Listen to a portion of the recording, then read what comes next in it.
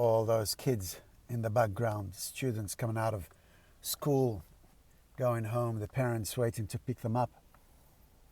No, I'm not loitering outside of school, just getting in my car and brought back to the days when I was leaving school. I was about 16, 15, getting ready to go out into the world, not knowing what I was going to do with myself, what job, what profession, what all that sort of stuff. I went to a place, I think it was in Central, a careers advice center. I went up to the lady at the desk and, said I need some help trying to figure out what I want to do with myself. And she said, well, what do you want to do? And I said, I don't know. And she said, well, what would you like to do? As if by reframing that question or reframing her question, some miracle was going to. And then I said, well, what's there to do? So she reached behind the counter for one of those TAFE college books. I don't know if you remember those books with all the different professions in it, thousands of them, maybe, 1,500, 200, 15 to 2,000. How many professions are there?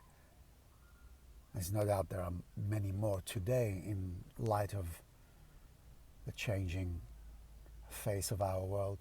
Anyway, so she said, here, take this, go sit over there and have a look, see if anything jumps out at you. And so I went and sat down and opened this book and started to have a look. Written in tiny small print, and I got disheartened, went back to her and said, look, is there anything that I can see? Is there something visual? Like, are there any videos that I can have a look at? And she said, no, there isn't. So anyway, the short of it was that I put my TAFE book back down on the counter and left feeling more disillusioned than I was, more lost than I was when I first went in there. And that's a career center. Anyway, many years later, I should add a couple of things, or maybe I won't, but the point is, many years later, I was traveling. After some years, I came back to Sydney, and I remember going to visit my older brother. And he said to me, his son at the time, Firas, was about to leave school, and he didn't know what he wanted to do with himself. And he said, maybe you can have a little chat with him, see if you can help him. And I said, what am I going to tell him? I don't know what to do with myself. I still don't know what to do with myself. What am I going to say to him? And he said, well, just have a chat with him. You're his uncle. He'll listen to you. You've been traveling. You've been around the world doing this and that. Have a chat to him. He'll listen. And I said to him, Firas, what do you want to do? And he said, I don't know. And I said, well, what would you like to do? And he said, well, what's there to do? Almost exactly the same look of confusion on his face as I had when I was asked that question. I said, is there anything, still nothing in school that you can look at? There are no videos on professions and so on? There's no... He said, no. I thought, it's completely crazy that 10, 15 years later, and there was still no really adequate careers education in school. I mean, what are they really teaching us? And I felt that sense of injustice. I felt like I wanted to sue the education system for ill-equipping us. Not merely him, but myself too. I mean, it's mandatory to go to school in Australia. I don't know what it's like elsewhere, but I assume the story is the same. So there's a breach of duty here, isn't there? We're supposed to be educated prepared for the world out there. Anyway, so that gave me an idea for a program that I thought I would develop at some point called Noah's Ark. Noah's Ark, a play on the name Noah's Ark.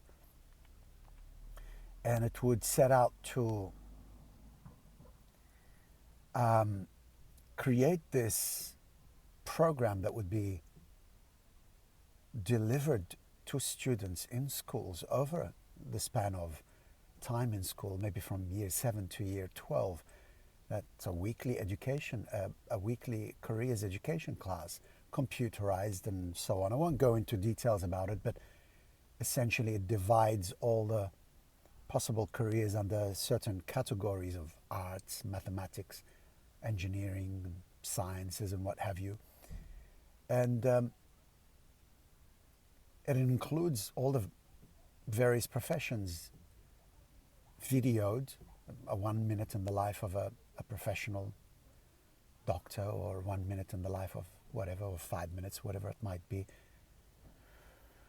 And various elements of it. Anyway, where I'm going with this is that stunned that there was still no adequate careers education being offered. And as I started to look into this and started to research the subject, I came on a statistic that was at the time mind-blowing, but today it's not really all that surprising. Something like 84% of any current workforce is composed of people who have chosen a career based on one of 3 factors: urgency, desperation, frustration. In other words, ignorance. Doing what they're doing just because they have to do something without having been prepared. It's like I'm looking for an apartment at the moment. It's like being asked to choose an apartment without knowing what's out there. And this is one of the core aspects of what constitutes a well-lived life, or a well-living life. The career that we choose, the job that we do in the world. Health is important, so is career, so is what we do. Money is important, but so is career, what we do. Happiness, love. And we're not being prepared for these things. I mean, certainly they don't prepare us for any of these things in school. I wasn't prepared for anything that I was to encounter later when I stepped out into the world. Least of all, how to deal with stress, how to deal with social anxieties, how to deal with all these important things that we know as adults bewilder us. And why aren't they being taught to kids at school?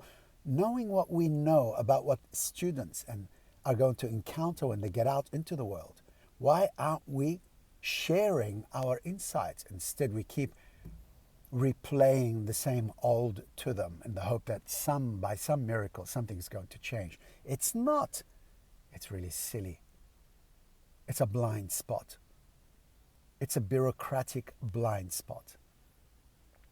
Anyway, 84% of any current workforce is composed of people who have chosen a job based on one of those 3 factors: frustration, urgency, desperation. In other words, ignorance. And I thought to myself, what are the consequences? What might the consequences be on society at large, that 84% of people are in lives that they actually hate? And so many people in the wrong jobs. Managers that really should be chefs, but instead are managing the restaurant. Chefs that should be managing, but instead are cooking. Everybody is in the wrong job. Everybody doing just whatever my parents did, whatever, and so on and so forth. Is it a wonder that there's so much confusion, that there is so much angst in the atmosphere?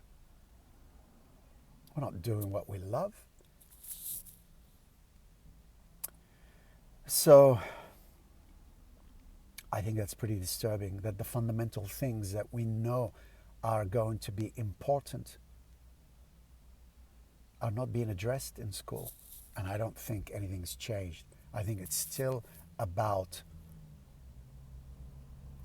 fitting into the norm of what was, you know. We still esteem those same, well, maybe some things have changed, but I would expect very little. The practicalities have still a way to go. We need to know about love.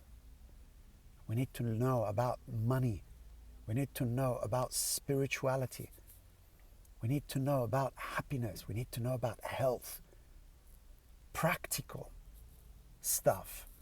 We need to know how to deal with social anxieties. We need to know these things. These are important. We can learn about geography later. We can travel. We can learn about history later. We can travel.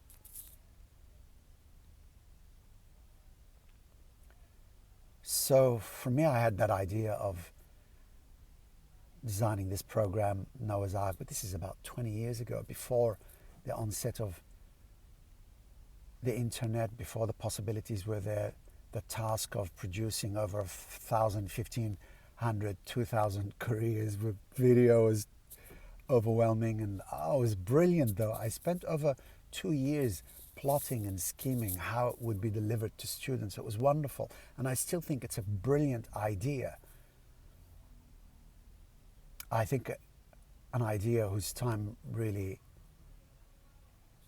has it come, perhaps. But the point is, what are the consequences of a societal force, vast majority of society being the workforce composed of people who are miserable and unhappy with their lives? Is there a cost to this, to every single one of us? For me, did it work out all right? Well, I've lived an adventurous life.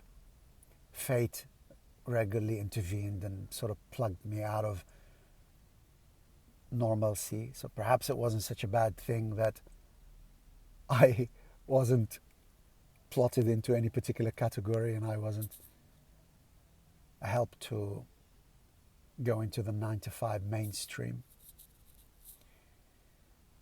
And who knows? Anyway, I'd love to hear your thoughts on this sensitive subject. But a note to anybody from the school system listening, this is the stuff that we should be teaching our students. People who love what they do, they're happy people. It's not the only thing that matters. Other things that matter too. Maybe there are 5 things. Health is important. Love is important. Sociability is important. Spirituality is important. Money, knowledge is important. All right. Love to hear your thoughts. Thank you for listening. This is Bassam.